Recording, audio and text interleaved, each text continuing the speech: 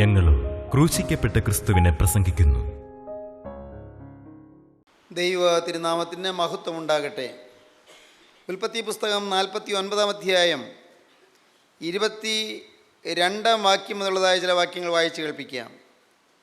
യോസേഫ് ഫലപ്രദമായ ഒരു വൃക്ഷം, നീരുറവിനരികെ ഫലപ്രദമായ ഒരു വൃക്ഷം തന്നെ. അതിൻ്റെ കൊമ്പുകൾ മതിലിന്മേൽ പടരുന്നു. വില്ലാളികൾ അവനെ വിഷമിപ്പിച്ചു, അവർ എയ്തു അവനോട് പൊരുതു. അവൻ്റെ വില്ല് ഉറപ്പോടെ നിന്നു. അവൻ്റെ ഭുജം യാക്കോബിൻ വല്ലഭൻ്റെ കയ്യാൽ ബലപ്പെട്ടു, ഇസ്രായേലിൻ്റെ പാറയായ ഇടയൻ്റെ നാമത്താൽ തന്നെ.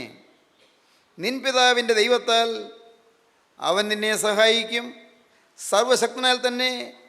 അവൻ മീതെ ആകാശത്തിൻ്റെ അനുഗ്രഹങ്ങളാലും താഴെ കിടക്കുന്ന ആഴത്തിൻ്റെ അനുഗ്രഹങ്ങളാലും മുലയുടെയും ഗർഭത്തിൻ്റെ അനുഗ്രഹങ്ങളാലും നിന്നെ അനുഗ്രഹിക്കും. നിൻ പിതാവിൻ്റെ അനുഗ്രഹങ്ങൾ എൻ ജനകന്മാരുടെ അനുഗ്രഹങ്ങൾക്ക് മീതെ ശാശ്വത ഗിരികളുടെ അറ്റത്തോളം പ്രബലപ്പെട്ട് അവ യോസേപ്പിൻ്റെ തലയിലും തൻ്റെ സഹോദരന്മാരിൽ പ്രഭുവായവൻ്റെ നെറുകയിലും വരും. അപ്പൻ മരിക്കാൻ കിടക്കുന്ന സമയത്ത് മോനെ അനുഗ്രഹിക്കുകയാണ്.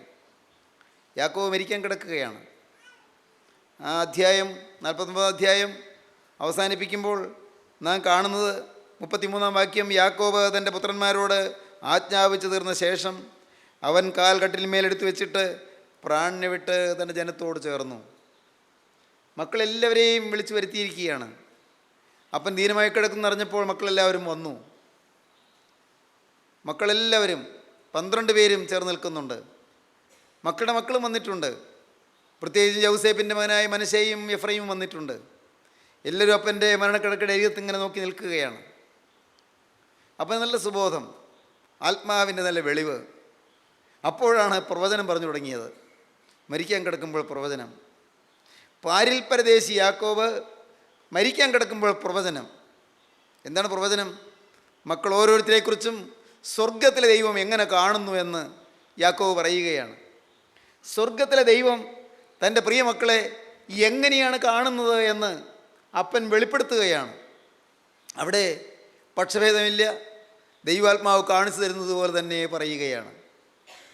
അപ്പനാണ്, മക്കളോട് വാത്സല്യമുണ്ട്, മക്കൾ നന്നായി വരണമെന്ന് ആഗ്രഹമുണ്ട്. പക്ഷേ അപ്പൻ അവിടെ പറയുമ്പോൾ യാതൊരു മുഖദാക്ഷിണ്യവുമില്ല. സ്വർഗത്തിലെ ദൈവം വെളിപ്പെടുത്തി തന്നതുപോലെ തന്നെ പറയുകയാണ്.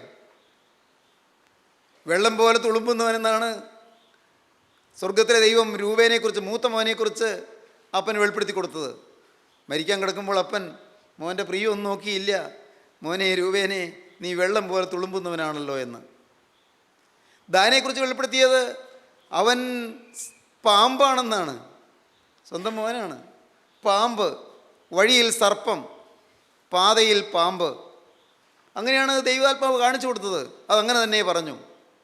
ഓരോരുത്തരെക്കുറിച്ചും ഓരോന്ന് പറയുന്നുണ്ട്. അങ്ങനെ പറഞ്ഞു വന്ന് യൗസേപ്പിനെ കുറിച്ച് പറയുമ്പോൾ അപ്പൻ വാചാലനാകുകയാണ്. ഞാൻ പറയും, അപ്പൻ വാചാലനായി എന്ന് പറയുന്നതിനേക്കാൾ കുറെ കൂടി നല്ലത് ദൈവത്തിൻ്റെ പരിശുദ്ധാത്മാവ് വാതോരാതെ പറയുകയാണെന്ന്. ദൈവത്തിൻ്റെ പരിശുദ്ധാത്മാവങ്ങ് ഇടതടവില്ലാതെ വാഗ്ദാനങ്ങൾ അങ്ങനെ കോരി ചൊരിയുകയാണ് യൗസേപ്പിൻ്റെ മേൽ. എന്തെല്ലാം വാഗ്ദാനങ്ങളാണ് പറയുന്നത്. അനുഗ്രഹങ്ങൾ, തലമുറയ്ക്ക് അനുഗ്രഹങ്ങൾ നെറുകയിൽ വരുന്നു എന്നാണ് പറഞ്ഞത്. യൗസേപ്പിൻ്റെ നെറുകയിൽ തലമുറയ്ക്കുള്ള അനുഗ്രഹങ്ങൾ പകരുന്നു എന്ന്. എന്താണ് കാരണം? എന്താണ് യൗസേപ്പിന് അനുഗ്രഹം കിട്ടിയത്? സ്നേഹിതരെ, ചിന്തിക്കണം. എനിക്കും എൻ്റെ തലമുറയ്ക്കും അനുഗ്രഹം വേണ്ടേ? ദൈവത്തിൻ്റെ അനുഗ്രഹമില്ലെങ്കിൽ എൻ്റെ ജീവിതം പൂജ്യമല്ലേ? ഉടയമ്പുരാൻ്റെ അനുഗ്രഹമില്ലെങ്കിൽ നമ്മൾ എന്തുള്ളൂ? സ്വർഗത്തിലെ ദൈവത്തിൻ്റെ അനുഗ്രഹമില്ലെങ്കിൽ നമ്മൾ വെറും കരിക്കട്ടയല്ലേ? ഈ സ്വർഗത്തിലെ തീ നമ്മളെ തൊട്ടതുകൊണ്ടല്ലേ നമുക്ക് ഇന്നൊരു അല്പം വെളിച്ചം കിട്ടിയിരിക്കുന്നത്. ഈ സ്വർഗത്തിലെ തീ നമ്മുടെ മേൽ വന്നിറങ്ങിയത് കൊണ്ടല്ലേ ആ തീയുടെ ഒരു ചൂട് നമ്മിൽ നിലനിൽക്കുന്നത്. എന്നും ഈ സ്വർഗത്തിലെ തീയുടെ അരികത്ത് വന്നിരിക്കുന്നത് കൊണ്ടല്ലേ ആ തീയുടെ വെളിച്ചവും തീയുടെ ചൂടും നമ്മെ പ്രസരിപ്പിച്ചു കൊണ്ടിരിക്കുന്നത്, നമ്മളെ പ്രദ്യോപിപ്പിച്ചു കൊണ്ടിരിക്കുന്നത്. ദൈവത്തിന് സ്തോത്രം. ഇവിടെ യൗസേപ്പിനോട് പറയുകയാണ്, യൗസേപ്പ് ഫലപ്രദമായ ഒരു വൃക്ഷം. എന്താണ് അപ്പനിങ്ങനെ അനുഗ്രഹിക്കാൻ കാരണം? അല്ല, ദൈവാത്മാവ് ഇങ്ങനെ അനുഗ്രഹിക്കാൻ എന്താണ് കാരണം? ഒരു നല്ല പ്രായത്തിൽ, ചെറുപ്രായത്തിൽ യൗസേപ്പ് ദൈവഭയത്തോടെ നിന്നു. യൗസേപ്പിൻ്റെ ഡിസിഷൻ, നാം ചിന്തിച്ചു വന്നത് ഡിസിഷനെ കുറിച്ചാണ്. ദാനിയേലിൻ്റെ ഡിസിഷൻ, യൗസേപ്പിൻ്റെ ഡിസിഷൻ, ദാവീദിൻ്റെ ഡിസിഷൻ. യൗസേപ്പിൻ്റെ ഡിസിഷൻ എന്താണ്? ഞാൻ ഈ മഹാദോഷം പ്രവർത്തിച്ച് എൻ്റെ ദൈവത്തെ ദുഃഖിപ്പിക്കുന്നത് എങ്ങനെ? ജീവിതത്തിൽ കറപറ്റുകയില്ല എന്നുള്ളൊരു തീരുമാനം, യൗവനത്തിൻ്റെ നല്ല ചോരത്തിളപ്പുള്ള പ്രായത്തിലെടുത്ത തീരുമാനം, യുവശക്തിയുടെ തേരോട്ടത്തിലെടുത്തതായ തീരുമാനം, ആ തീരുമാനം അത് അഭംഗം പാലിക്കാൻ ദൈവം യൗസേപ്പിന് കൃപ കൊടുത്തു. അത് കാരാഗ്രഹത്തിൽ ആ കൃപ കിട്ടി, അങ്ങ് പൊട്ടക്കിണറ്റിൽ ആ കൃപ കിട്ടി, കച്ചവടക്കാരുടെ അടിമയായി പോകുമ്പോൾ ആ കൃപ കിട്ടി, സഹോദരന്മാർ പിടിച്ച് പൊട്ടക്കിണറ്റിലേക്ക് തള്ളിയിട്ടപ്പോൾ ആ കൃപ കിട്ടി, എതിർപ്പുകൾ വന്നപ്പോൾ കൃപ കിട്ടി, അസൂയക്കാർ ഉപദ്രവിച്ചപ്പോൾ കൃപ കിട്ടി. ദൈവത്തിനൊരു തണലും ദൈവത്തിനൊരു സംരക്ഷണവും യൗസേപ്പിന് കിട്ടിക്കൊണ്ടിരുന്നു. ഇപ്പോൾ ഈ യൗസേപ്പിനെ അപ്പൻ കാണുന്നത്, പരിശുദ്ധാത്മാവ് കാണുന്നത്, യൗസേപ്പ് ഫലപ്രദമായ ഒരു വൃക്ഷം, നീരുറവിനരികെ ഫലപ്രദമായ ഒരു വൃക്ഷം തന്നെ. നീരുറവിനരികെ നിൽക്കുന്ന ഫലപ്രദമായൊരു വൃക്ഷം.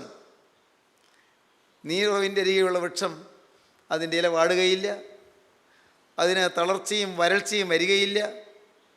അത് നിൽക്കുന്നത് നീരുറവിൻ്റെ അരികെയാണ്. യൗസേപ്പ് ഫലപ്രദമായ ഒരു വൃക്ഷം, നീരുറവിനരികെ ഫലപ്രദമായൊരു വൃക്ഷം തന്നെ.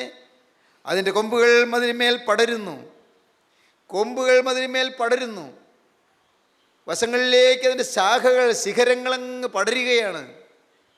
യൗസേപ്പിൻ്റെ സന്തതി, തലമുറകൾ പടർന്നു കയറുന്നു, വ്യാപിക്കുന്നു.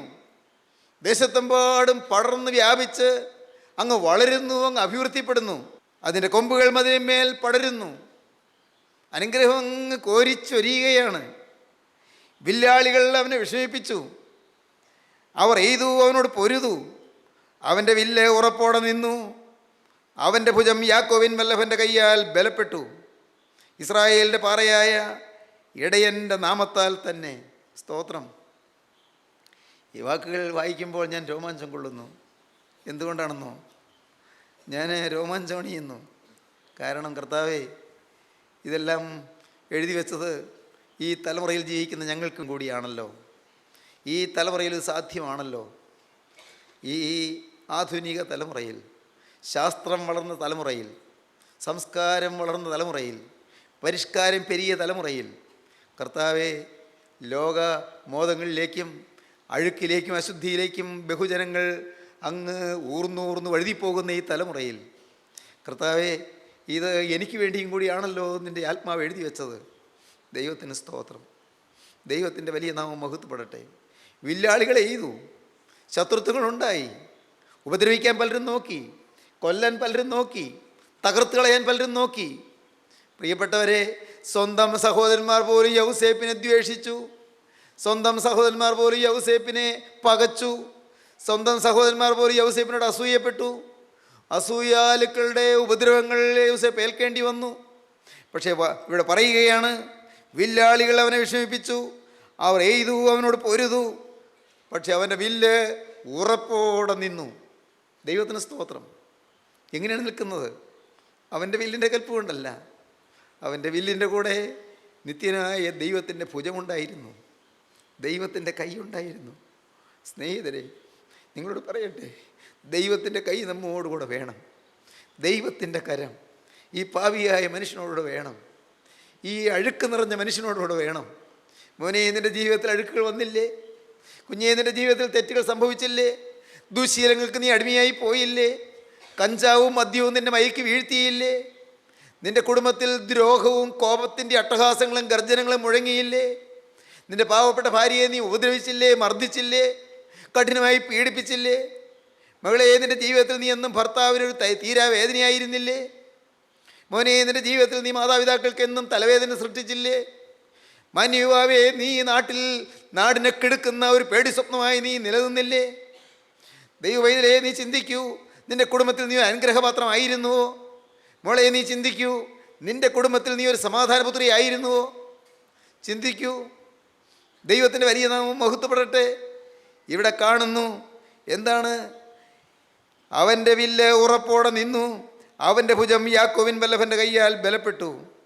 ഇസ്രായേലിൻ്റെ പാറയായ ഇടയൻ്റെ നാമത്താൽ തന്നെ, നിൻ പിതാവിൻ്റെ ദൈവത്താൽ. ദൈവം നിന്നെ സഹായിക്കും, നിൻ പിതാവിൻ്റെ ദൈവത്താൽ. ദാവീദ് 18 സങ്കീർത്തനത്തിൽ പാടി, എൻ്റെ ദൈവത്താൽ ഞാൻ മതിൽ ചാടിക്കടക്കും. സ്തോത്രം. എൻ്റെ ദൈവത്താൽ ഞാൻ മതിൽ ചാടിക്കടക്കും, അവനാൽ ഞാൻ പടക്കൂട്ടത്തിന് നേരെ പാഞ്ഞു ചെല്ലും. എൻ്റെ ദൈവമായ യഹോവ എൻ്റെ അന്ധകാരത്തെ പ്രകാശമാക്കും, നീ എൻ്റെ ദീപത്തെ കത്തിക്കും. ഹല്ലേലൂയ, ദൈവത്തിന് സ്തോത്രം. എൻ്റെ ദീപത്തെ കത്തിക്കുന്ന ദൈവമേ, കർത്താവേ, എന്നെ എതിർക്കുന്നവർക്ക് മീതെ എൻ്റെ തല ഉയർത്തുന്ന ദൈവമേ, എന്നെ പയക്കുന്നവർക്ക് മീതെ എന്നെ ജീവനുള്ള ദൈവത്തിൻ്റെ കരത്താൽ പിടിച്ച് ഉയർത്തി നിർത്തുന്ന നിത്യനായ സ്നേഹനിധിയായ യേശുവേ, ദാദാ, നിൻ്റെ കരങ്ങളിലേക്ക് എന്നെ തന്നെ ഏൽപ്പിക്കുന്നു. നിങ്ങൾക്ക് വേണമെങ്കിൽ പറയാം. ഇതെല്ലാം കേൾക്കുമ്പോൾ നിങ്ങൾക്ക് ഓരോരോ തീരുമാനങ്ങളും സമർപ്പണങ്ങളും എടുക്കാം. നിങ്ങളുടെ ജീവിതം നിങ്ങൾക്ക് പ്രതിഷ്ഠിക്കാം. നാളിതുവരെ തെറ്റുകൾ പറ്റിയവരില്ലേ? ഉണ്ട്. അനേകം തിന്മകളിൽ വീണവരില്ലേ? തീർച്ചയായിട്ടും ഉണ്ട്. പലതരത്തിലുള്ളതായ അഴുക്കിലും അശുദ്ധിയിലും ജീവിതം താറുമാറാക്കിയവരില്ലേ? ഉണ്ടല്ലോ. എന്നാൽ പ്രിയപ്പെട്ടവരെ പറയട്ടെ, നിങ്ങളുടെ സകല തിന്മകളും കഴുകി തന്ന്, നിങ്ങളുടെ സകല പാപങ്ങളും നിങ്ങളിൽ നിന്ന് വിച്ഛേദിച്ച് കളഞ്ഞ്, നിങ്ങളുടെ സകല മാലിന്യങ്ങൾ നിങ്ങളിൽ നിന്ന് മാറ്റിത്തന്ന്, പാപമില്ലാത്തൊരു പുതിയ ജീവിതം നിങ്ങൾക്ക് തരുവാൻ കർത്താവായ യേശുക്രിസ്തുവിൻ്റെ തിരുരക്തം മതിയായതാണ്. ഫലപ്രദമായ ഒരു വൃക്ഷമായിട്ട് നിന്നെ നിർത്തും ദൈവം. ഇതുവരെ നീ ഫലം കായ്ച്ചില്ല, നീ തോട്ടത്തിലെ നിലത്തെ നീ വ്യർത്ഥമാക്കി കളഞ്ഞു. ലൂക്കോസ് 13 പറയുന്ന പ്രകാരം, കർത്താവ് പറഞ്ഞ ഉപമയിൽ കാണുന്ന പ്രകാരം, തോട്ടത്തിൽ ഈ വൃക്ഷം നിൽക്കുന്നു, അത്തി അത് തോട്ടത്തിൽ വളർത്തുന്നു, അതിന് പരിചരണം കിട്ടുന്നു, അതിന് വെള്ളമൊഴിക്കുന്നു, അതിന് വളമിടുന്നു, അതിൻ്റെ വേര് തോട്ടത്തിലൂടെ ഇങ്ങനെ പായുന്നു. ഇതെല്ലാം അനുഭവിക്കുമ്പോഴും ആ അത്തി ഫലം കായ്ക്കുന്നില്ല. യജമാൻ വന്നു നോക്കി, ഇല്ല, ഫലം കായ്ച്ചില്ല. ഒന്നുകൂടി പ്രതീക്ഷയോടെ പോയി. അടുത്ത പ്രാവശ്യം വന്നു, അടുത്ത ആണ്ട് വന്നു, നോക്കി, ഫലം കായ്ച്ചില്ല. 3-ാം ആണ്ട് പിന്നെയും വന്നു, ഫലം കായ്ച്ചില്ല. തോട്ടക്കാരനെ വിളിച്ചു, വരൂ, ഈ കഴിഞ്ഞ 3 കൊല്ലമായി ഞാൻ ഈ അത്തിയിൽ ഫലം തിരഞ്ഞു വരുന്നു. കഴിഞ്ഞ 3 വർഷമായി ഞാൻ ഈ അത്തിയിൽ ഫലം തിരഞ്ഞു വരുന്നു, പക്ഷേ ഇതിൽ ഫലം കായ്ച്ച് കണ്ടില്ല. ഇതിനെ വെട്ടിക്കളക. ഇത് നിലത്തെ നിഷ്ഫലമാക്കുന്നത് എന്തിന്? വെറുതെ വെള്ളം ഒഴിച്ചു, വെറുതെ വളമിട്ടു. എന്തിന് നിലത്തെ നിഷ്ഫലമാക്കി കളയണം? വേറെ ഏതെങ്കിലും കൃഷി ചെയ്യാം. നിലം വെറുതെ കളയാൻ പാടില്ലല്ലോ. നിലത്ത് വേറെ ഏതെങ്കിലും കൃഷി ചെയ്യാം. ഞാൻ അല്പം ഭയത്തോടെ പറയും, സ്നേഹിത, നിനക്ക് കർത്താവ് ചില ശുശ്രൂഷകൾ തന്നു, കർത്താവ് വേറൊരാളെ അന്വേഷിക്കണമോ? മാന്യയുവാവേ, നിനക്ക് ചില അനുഗ്രഹങ്ങൾ തന്നു, കർത്താവ് നിന്നിൽ നിന്നെടുത്ത് വേറൊരാൾക്ക് കൊടുക്കണമോ? ദൈവവൈതലേ, നിനക്ക് ദൈവം ചില നന്മകൾ തന്നു, ചില അനുഗ്രഹങ്ങൾ തന്നു, അത് നിന്നിൽ നിന്ന് മാറ്റിയിട്ട് വേറൊരാളുടെ തലമേൽ കർത്താവ് ഭരമേൽപ്പിക്കണമോ? വെട്ടിക്കളയാനിട വരല്ലേ. ഈ കഴിഞ്ഞ 3 വർഷമായി ഞാൻ ഈ അത്തിയിൽ ഫലം തിരഞ്ഞു വന്നു, കണ്ടില്ലതാനും. അതിനെ വെട്ടിക്കളക. അത് എൻ്റെ ഈ നിലത്തെ നിഷ്ഫലമാക്കുന്നത് എന്തിന് എന്ന് പറഞ്ഞു. തോട്ടക്കാരൻ പറഞ്ഞത് ഇങ്ങനെയാണ്, ഞാൻ 1 വർഷം കൂടി അതിനെ വെള്ളമൊഴിച്ച് വളമിട്ട് നോക്കട്ടെ. 1 വർഷം കൂടി എനിക്കൊരവസരം കൂടി തരാമോ? ഞാൻ ഒന്നുകൂടി ശ്രമിച്ചു നോക്കട്ടെ. 1 വർഷം കൂടി ഞാൻ ഒന്നുകൂടി ശ്രമിച്ചു നോക്കട്ടെ. 1 വർഷം കൂടി എനിക്ക് തരിക. മേലാൽ പക്ഷേ കായ്ച്ചെങ്കിലോ? ഒരുപക്ഷെ ഈ 3 കൊല്ലം കായ്ച്ചില്ലെങ്കിലും മേലാൽ കായ്ച്ചെങ്കിലോ? ഇല്ലെങ്കിൽ വെട്ടിക്കളയാം. ദൈവത്തിന് സ്തോത്രം. പ്രിയപ്പെട്ടവരെ, ഒന്ന് ചിന്തിക്കൂ. നിങ്ങൾക്ക് അവസരങ്ങൾ നീട്ടിത്തന്നതാണ്. ആയുസ് നീട്ടിത്തന്നവരുടെ ഇരിപ്പുണ്ട്. ദൈവത്തിന് സ്തോത്രം. ആയുസ് നീട്ടിത്തന്നവർ, ഞാൻ നിങ്ങളോട് പറഞ്ഞിട്ടുണ്ട്, 2005 ഇംഗ്ലണ്ടിലെ റോഡിൽ ഞാനും എൻ്റെ ഭാര്യയും തകർന്ന് തീരേണ്ടതായിരുന്നു.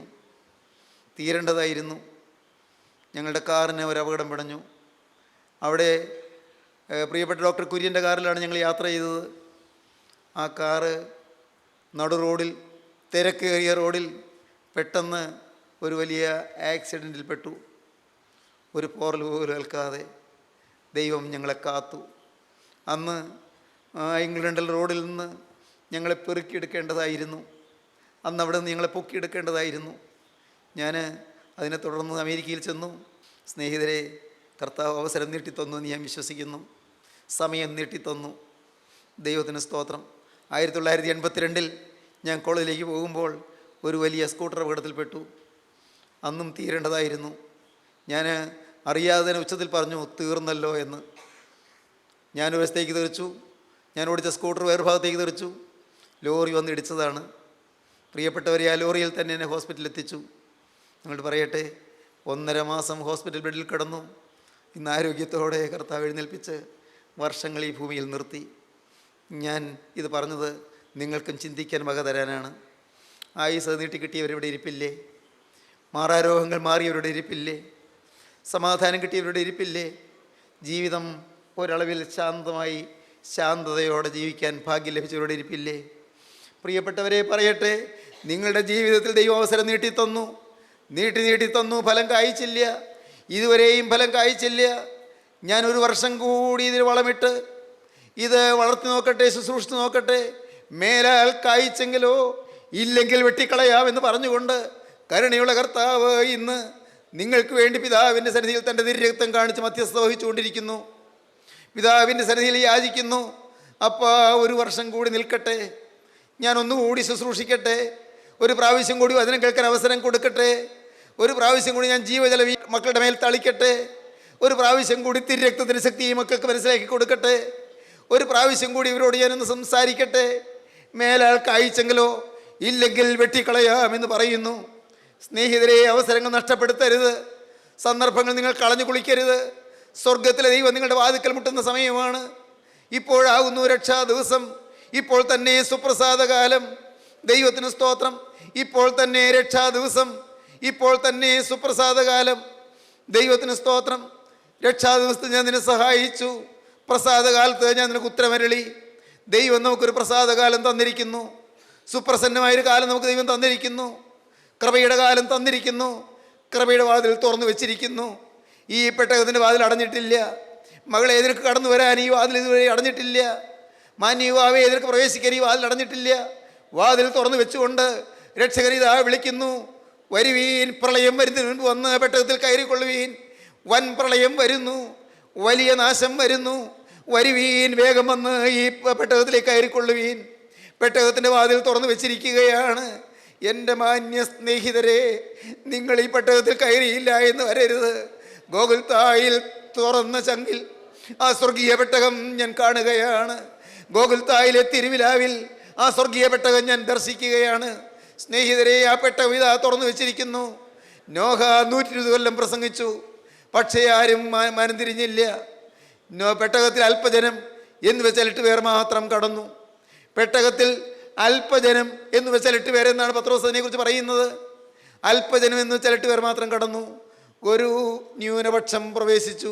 ഇന്നും സ്നേഹിതരെ, നിങ്ങൾക്ക് ഈ പെട്ടകത്തിലേക്ക് പ്രവേശിക്കാമോ? പെട്ടകത്തിൻ്റെ വാതിൽ തുറന്നിരിപ്പുണ്ട്. ചെഞ്ചോരി ഒഴുകുന്നുണ്ട്, ചുടുനിണം ഒഴുകുന്നുണ്ട്, കുറ്റമില്ലാത്ത രക്തം ഒഴുകുന്നുണ്ട്, പാപിക്ക് വേണ്ടി ചിന്തിയ രക്തം ഒഴുകുന്നുണ്ട്. പെട്ടകത്തിൻ്റെ വാതിൽ അടച്ചിട്ടില്ല. മകനെ, അടച്ചിട്ടില്ല. നിന്നെ മാറ്റി നിർത്തിയിട്ടില്ല. സ്നേഹിത, നിന്നെ ഒഴിവാക്കിയിട്ടില്ല. ദൈവവൈതലേ, നിന്നെ കർത്താവ് മാറ്റിയിട്ടില്ല. നിന്നെ അവൻ ശപിച്ചിട്ടില്ല. നിന്നെ അവൻ തള്ളിയിട്ടില്ല. നിനക്കും ഓടി വരാം, നിനക്കും കടന്നു വരാം, നിനക്കും പ്രവേശിക്കാം. പെട്ടകത്തിലേക്ക് പ്രവേശിച്ച് നിനക്ക് രക്ഷയുടെ പരമാനന്ദമായ ദൈവിക സാന്നിധ്യത്തിൻ്റെ മധുരമയിൽ നിനക്ക് ഉൾക്കുളിർപ്പേ ദൈവത്തെ സ്തുതിക്കാം. ഉൾക്കുളിർക്ക സ്തുതിക്കാം. ഉൾക്കുളിർക്ക ദൈവത്തെ വാഴ്ത്തിപ്പാടാം. ദൈവത്തെ ആമോദത്തോടെ ആരവാരത്തോടെ ആരാധിക്കാം. സ്നേഹിതരെ, യേശു ഇതാ നിങ്ങളുടെ അരികത്തേക്ക് വന്നിരിക്കുന്നു. ഫലപ്രദമായ വൃക്ഷമാകാൻ സമയമുണ്ട്. ഇനിയും സമയം വൈകിട്ടില്ല. വൃക്ഷങ്ങളുടെ ചുവട്ടിന് കോടാലി വെച്ചിട്ടുണ്ട്. കടയ്ക്കൽ കോടാലി വെച്ചിട്ടുണ്ട്. കോടാലി വന്ന് വെട്ടിമുറിക്കുന്നതിന് മുൻപ് അതിവേഗം തിരിഞ്ഞുകൊള്ളൂ. മരണദൂതൻ പടിവാതിൽക്കൽ വന്ന് കാത്തു നിൽക്കുന്നുണ്ട്. ആരുമാരുടെയും സമയം അറിയുന്നില്ല. ആരുമാരുടെയും നാളും നാഴിയും അറിയുന്നില്ല. കർത്താവേ, എനിക്ക് ഈ ആയുസ്സുള്ളപ്പോൾ, എനിക്ക് ഈ സുബോധമുള്ളപ്പോൾ, എനിക്ക് ഈ ഓർമ്മശക്തി ഉള്ളപ്പോൾ, യേശുവേ, എനിക്ക് നീ സുബുദ്ധി തന്നിരിക്കുന്ന ഈ സമയത്ത് പാപത്തെ ഓർത്ത് കരയുവാൻ എനിക്ക് കർത്താവേ എനിക്ക് അവസരം തന്ന ഈ നല്ല സമയത്ത് ഞാനിതാ തിരുമുൻപാകെ വന്ന് എൻ്റെ കഴിഞ്ഞകാല ജീവിതത്തിലെ പാപങ്ങളെ ഓർത്ത് ഞാനിതാ കരയുന്നു. കഴിഞ്ഞകാല ജീവിതത്തിലെ പാപങ്ങളെ ഓർത്ത് ഞാനിതാ അനുദവിക്കുന്നു. എന്നോട് നീ മനസ്സലിയണമേ, എൻ്റെ മേൽ നിന്റെ കരം വയ്ക്കണമേ, എന്നെ നീ ഒന്ന് തൊടണമേ, എന്നെ നീ ഒന്ന് ആശീർവദിക്കണമേ, എൻ്റെ മേൽ തൃക്കരം വെച്ച് എൻ്റെ പാപക്കറകളൊന്ന് കഴുകണമേ, നിന്റെ തിരക്തത്താൽ എന്നെ ഒന്ന് ശുദ്ധീകരിക്കണമേ, തിരക്തത്താലുള്ള കഴുകൽ എനിക്ക് തരാതെ എന്നെ എഴുന്നേൽപ്പിക്കല്ല കർത്താവേ. എൻ്റെ ശാപങ്ങൾ മാറ്റണമേ, കുടുംബത്തിലുള്ളതായ ദോഷങ്ങൾ നീക്കണമേ, എൻ്റെ മേൽ എൻ്റെ മക്കളുടെ മേലുള്ളതായ ബന്ധനങ്ങൾ അഴിക്കണമേ, എൻ്റെ മേൽ നിന്റെ കൃപ ഇറങ്ങണമേ. കൃപയുടെ വാതിലേ തുറക്കുക, വാതിലുകളെ നിങ്ങളുടെ തലകളെ ഉയർത്തുവീൻ, പണ്ടേയുള്ള കഥകളെ ഉയർന്നിരിപ്പീൻ, മഹത്വം രാജാവ് പ്രവേശിക്കട്ടെ. വാതിലുകളെ നിങ്ങളുടെ തലകളെ ഉയർത്തുവീൻ, പണ്ടേയുള്ള കഥകളെ ഉയർന്നിരിപ്പീൻ, മഹത്വം രാജാവ് പ്രവേശിക്കട്ടെ. ദൈവത്തിന് സ്തോത്രം. മഹത്വം രാജാവ് ഇതാ എഴുന്നള്ളി വന്നിരിക്കുന്നു. എഴുന്നള്ളുന്ന യേശു രാജാധിരാജനായി അവനിതാ നിങ്ങളുടെ അരികത്തേക്ക് വന്നിരിക്കുന്നു. അവൻ കെഞ്ചി നിന്നുകൊണ്ട് തൻ്റെ കരം നീട്ടുന്നു. മകളെ നിന്റെ ഹൃദയം എനിക്ക് തരിക, എൻ്റെ മകനെ നിന്റെ ഹൃദയം എനിക്ക് തരിക. അവൻ കെഞ്ചുന്ന ഈ സമയം എല്ലാവരും ഒരുപോലെ ഹൃദയം പകരുവീൻ, ദൈവത്തോട് വാക്ക് പറയുവീൻ. നാഥാ, എനിക്കൊരു ഫലപ്രദമായ വൃക്ഷമാകണം. ഇതുവരെയും ഫലം കായ്ച്ചില്ല, ഇതുവരെയും വേണ്ടതുപോലെ ജീവിച്ചില്ല, ഇതുവരെയും നിന്റെ ഇഷ്ടം നിവർത്തിച്ചില്ല, ഇതുവരെയും പാപത്തോട് പ്രാണത്യാഗത്തോളം പോരാടിയില്ല. യേശുവേ, ഇന്നിതാ നിന്റെ സന്നിധിയിൽ ഞാനിതാ തീരുമാനിക്കുന്നു. എന്നെ നീ തൊടണമേ, എന്നെ നീ ആശീർവദിക്കണമേ, എന്നെ നീ തലോടണമേ, എൻ്റെ കണ്ണുനീര് തുടയ്ക്കണമേ, എൻ്റെ രോഗം മാറ്റണമേ, എൻ്റെ ബന്ധനങ്ങൾ അഴിക്കണമേ, എൻ്റെ മേൽ കൃപ ഇറങ്ങണമേ. Hallelujah, hallelujah. എൻ്റെ മേൽ കൃപ ഇറങ്ങണമേ, എന്നെ നീ വിശുദ്ധീകരിക്കണമേ, എന്നോട് മനസ്സലിയണമേ. നമുക്ക് പ്രാർത്ഥിക്കാം. കാരുണ്യവാനായ ഞങ്ങളുടെ സ്വർഗീയ പിതാവേ, അവിടുത്തെ വാത്സല്യമസൃണമായ സ്വരത്തിനായി സ്തോത്രം. പാപക്കറകൾ എഴുന്നതിന് രക്തത്തിൻ്റെ അത്ഭുത ശക്തിക്കായി സ്തോത്രം. എല്ലാവരെയും തൊട്ടതിനായി സ്തോത്രം. വചനം കേട്ടവരുടെ മേൽ നിന്റെ ആത്മാവിനെ പകർന്നതിനായി സ്തോത്രം. വചനത്താൽ അഭിഷേകം നൽകിയതിനായി സ്തോത്രം. എല്ലാവരെയും വാഴ്ത്തണമേ, എല്ലാവരെയും വിശുദ്ധീകരിക്കണമേ. രോഗത്താൽ ബന്ധിതരായവരെ വിടുവിക്കണമേ, ശാപത്താൽ ബന്ധിതരായവരെ മോചിപ്പിക്കണമേ. കർത്താവേ, കുടുംബദോഷങ്ങൾ മാറ്റണമേ, എല്ലാ നന്മകളാൽ നിറയ്ക്കണമേ. എൻ്റെ പ്രിയൻ്റെ രണ്ടാമത്തെ വരവിന് വേണ്ടി ഞങ്ങളുടെ എല്ലാവരെയും ഒരുക്കണമേ. ഈ കൂട്ടായ്മയെ അവിടുത്തെ രണ്ടാമത്തെ വരവരെയും നിലനിർത്തണമേ. മഹത്വം വീണ്ടെടുക്കണമേ. യേശുക്രിസ്തുവിൻ്റെ പരിശുദ്ധമായ നാമത്തിൽ തന്നെ. ആമീൻ. ഹല്ലേലൂയ.